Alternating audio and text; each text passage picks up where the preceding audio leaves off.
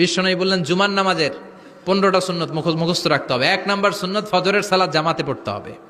ফজরের নামাজের সময় মুসল্লি নাই, এক কাতারে হয়। 2 নাম্বার সুন্নাহ হচ্ছে আসওয়াক, মেসওয়াক করা। মাথরাতুন লিল ফাম মারদাতুন লির রাব। মেসওয়াক করলে দাঁত পরিষ্কার থাকে, আল্লাহ খুশি হয়ে যায়। বিশ্বনবী বলেছেন যদি আমার উম্মতের জন্য কষ্ট না হতো প্রত্যেক নামাজের আগে মেসওয়াক করা আমি ফরজ করে দিতাম।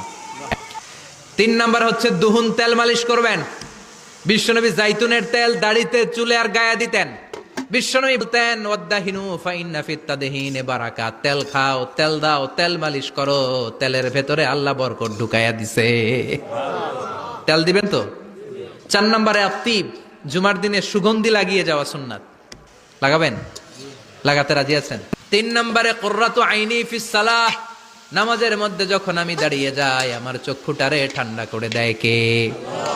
আবার বিশ্বনবী বলতেন আরবাউন মিন